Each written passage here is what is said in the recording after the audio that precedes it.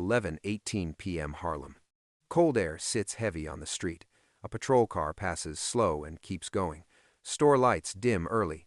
Doors lock faster than usual. Bumpy Johnson walks steady, not hurried, not careless. Coat closed, hat low. His eyes move once, taking the block in. People nod, then look away. Nobody wants to be caught staring tonight. 7 men appear at the corner like they've been waiting for permission. 7 to 1. Boots quiet, coats stiff, hands buried deep. The money is $50,000. Not street money, not numbers money, money meant to make a point. The name behind it isn't a rival crew. It's the Klan. What they didn't know, Harlem knows that kind of hate by smell, by posture. By the way, men stand like the world owes them space. The hunters show themselves quick, like they want the fear to travel. Crowbar, Sawtooth, Deacon, Grit, Rattler, White Boy, and one specialist they call the Cutter. His hands stay close to his pocket. His eyes stay on doors. They angle toward a numbers-counting house tucked behind a barber shop. One narrow hallway, one back door, no windows, one bulb that never holds steady. Everyone expected one ending. 7 go in, Bumpy doesn't come back out. But here's the thing, Bumpy doesn't get chased out of Harlem. He decides where the chase ends. 15 minutes later, only one man steps back onto the street. Not running, not proud, missing a finger, blood dark on his sleeve. In his pocket sits a matchbook, edges clean appearance one. This is the story of the night Bumpy Johnson became untouchable. And this time, it wasn't just business. It was territory. Harlem hears it before it sees it. Not the men everyone sees men. It's the intention, the way the block tightens when something ugly steps onto it. A mother pulls her boy off the curb without saying his name. A shop owner turns his sign to closed even though it's early. A runner cuts down an alley instead of taking the main street. Thumb taps twice. A latch clicks. Curtains shift. The Klan doesn't need to fire a gun to spread fear. But here's the thing, Harlem has lived through fear that wears a badge and fear that wears a rope. It knows the difference between a robbery and a message. Tonight feels like a message. A barber whispers to a customer, and the customer leaves without a haircut. A preacher stands in a doorway longer than usual, watching cars pass. A man who usually laughs loud keeps his mouth shut. Jaw tightens. What they didn't know, this kind of pressure isn't about money. It's about making people feel small in their own home. A numbers girl walks fast with her head down, clutching her coat tight. She sees a strange face across the street and flinches like she expects a hand on her shoulder. No one touches her. That's the point. Fear does the touching. And that's the mistake. Outsiders think panic makes Harlem scatter. Panic makes Harlem gather, quietly, in back rooms, on stoops, in hallways where men don't speak much but listen hard. Shoes scuff, heads nod. One problem sits under all of it. If the Klan can step into Harlem and put a price on Bumpy Johnson, it means they think the neighborhood doesn't have the right to protect itself.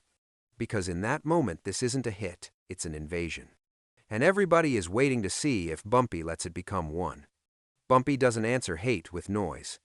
He answers it with control. He stands in the back of the barber shop, near the curtain that hides the counting room. The shop is closed, chairs empty, clippers quiet. One bulb hums overhead. His hands stay still at his sides. Eyes steady. What they didn't know, Bumpy doesn't protect Harlem because it pays him. He protects it because it's his, because if the street bends for outsiders once, it keeps bending, jaw sets. A man steps in from the side door, breath low. They say it's the Klan, he whispers. They put money up. Bumpy nods once, like he already knew. How much? 50. Bumpy blinks slow. Not surprised. Measuring. How many? 7, the man says, and they talking loud. But here's the thing, men who come to make a point can't help themselves.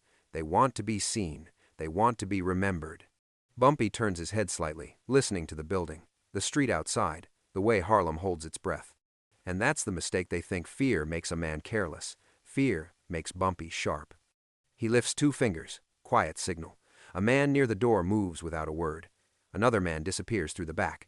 Radios go dead. The front sign stays dark. The block learns not to come near. Bumpy looks at the hallway leading to the counting room. Narrow, long, one back door at the end. No windows. The kind of place that forces men into a line. Because in that moment, Bumpy isn't waiting to survive. He's choosing where the hate gets trapped. They meet in a rented room above a laundromat on the edge of the city. No pictures on the walls, no music, just men and the stink of cheap cigarettes. Crowbar sits forward, elbows on his knees. Sawtooth keeps his knife out like he wants it seen. Deacon watches the door like he expects trouble from the air. Grit chews slow. Rattler taps his boot. White boy smiles too easy. The cutter stays quiet, hands clean, eyes on locks, breath steady. But here's the thing, they aren't here for money. They're here for permission. A man in a plain coat stands by the window with the shade pulled. You can't see his face right. His voice is flat. 50,000, he says, for Bumpy Johnson. Crowbar nods, like he's being offered a job anyone can do. We drag him out, he says. Make it loud. The man shakes his head once. Not loud, he says. Clean, fast, inside. What they didn't know, Harlem doesn't forget loud. Harlem answers it. The man points at the cutter. You handle the doors, he says. He doesn't run. The cutter gives one small nod. No pride, no excitement, just ready. And that's the mistake. They think the door is the solution. They don't think the door can become a problem. The man gives one rule. No shooting outside, he says. No bodies in the street. We want fear, not headlines. Sawtooth grins. White boy laughs under his breath. Because in that moment they think Harlem is open ground. They think they can step in, take what they want, and step out. They pull their coats on and file downstairs. Boots quiet, hands heavy. 7 men head toward Harlem like they're walking into a place that can't say no. 12:07 a.m. behind the barber shop. The back door of the shop is dark. No sign, no light. The street outside stays quiet on purpose. The cutter reaches the handle first. He works low and fast. Metal ticks once. The lock gives up. 7 men slide inside. Shoes soft, coats stiff. Their breath smells like cigarettes and cold air. The hallway to the counting room is long and narrow. No windows. One bulb overhead that can't hold steady. The walls are close enough that shoulders brush if you aren't careful. A floorboard creaks. Crowbar takes point. Sawtooth stays right behind him. Deacon watches the back. Grit keeps his chin up like he's daring the building to do something. Rattler's hand stays in his pocket. White boy whispers something and smiles. The cutter closes the door and tests it once. It holds. But here's the thing, men like this don't fear dark hallways. They fear being made small inside them. Crowbar leans forward, voice low. Where he at? He says. No answer. They keep moving. Slow, patient, like the hallway belongs to them. A gun shifts under a coat. A man swallows too loud. Breath tightens. Halfway down, the bulb flickers hard. The light thins, then steadies weak again. What they didn't know, this place was picked because it forces men into a line. One direction forward, one direction back. No space to spread out, no room to rush. A door sits at the end of the hallway. Closed. Quiet. No sound behind it. Sawtooth taps his knife against his palm, impatient. Open it, he whispers. Crowbar lifts his hand toward the door, and the bulb above them flickers again. Harder this time. 12:10 a.m., same hallway. The bulb hangs on, weak but alive. The shadows at the corners don't move. Crowbar knocks once. Hard. The sound fills the hallway and stops there. A voice answers from behind the door. Low, calm. You in the wrong place. The 7 men freeze like they didn't expect the room to speak back. Deacon shifts his feet. White boy's smile fades. Rattler's hand tightens in his pocket. The cutter leans in slightly, listening. Breath holds. Crowbar steps closer, voice rough. Bumpy Johnson, he says. Come out. Bumpy doesn't open the door. He doesn't raise his voice. You don't belong in Harlem, he says. But here's the thing, Bumpy isn't trying to scare them. He's letting them understand where they are. Sawtooth laughs once, sharp. You think you're safe 'cause it's dark? He says. Bumpy pauses a beat. I'm safe because you're stacked, he says. And you don't know this hall. What they didn't know, those words aren't talk. They're math. The cutter steps forward, tool ready. Thumb checks the pick. He leans toward the knob like it's already decided. Bumpy speaks again, quiet. If you open that door, only one of you leaves. Crowbar spits to the side. Then make it quick, he says, pulling his gun. And that's the mistake. They think the threat is on the other side of the door. The bulb flickers. It goes dim. Then it dies. 12:11 a.m. The bulb dies, and the hallway drops into black. Breathing gets loud. A shoe scrapes wrong. Someone mutters a curse. Light, Crowbar snaps. Deacon's voice cuts in, sharp. Don't shoot. But here's the thing, men don't follow rules when they can't see. The cutter's hands go to work on the knob. Tool in. Twist. A slip. Metal ticks. He swears under his breath. Grit bumps him, impatient. The line compresses. 7 men stacked shoulder to shoulder in a hallway that won't fit 7 bodies moving at once. What they didn't know, the hallway is the weapon. It forces them forward. It won't let them spread out. It won't let them breathe. Crowbar shoves the door. It cracks open. A hand comes out of the black and clamps his wrist. Crowbar grunts, surprised. His gun arm jerks sideways. A shot erupts into the wall. Plaster bursts. The sound is violent in the tight space. Damn it, Deacon barks. Sawtooth panics and fires toward the noise. The muzzle flashlights faces for half a second, wide eyes, wrong angles, men too close together. White boy jerks back and slams into Rattler. Rattler stumbles into Grit. Grit crashes into the cutter. The cutter drops his tool. Metal clinks on wood. Bumpy moves without speaking. He doesn't swing wild. He uses the bottleneck. He uses their panic. He uses the fact they can't tell friend from enemy in a space this narrow. A shoulder hits the wall. A man goes down hard. Knees slap the floor. Someone claws for balance and misses. Another shot cracks. Friendly fire. A howl of pain. A body folds in the hallway and blocks the path. The men behind him trip over him. The line turns into a pile. And that's the mistake. They brought numbers into a space that turns numbers into weight. Crowbar tries to wrench free. Bumpy twists his wrist the wrong way. Bone pops. Crowbar's gun drops. Crowbar's breath breaks into a wet sound. Deacon shoves forward, desperate, trying to climb over bodies. He swings blind. His fist hits Sawtooth's jaw.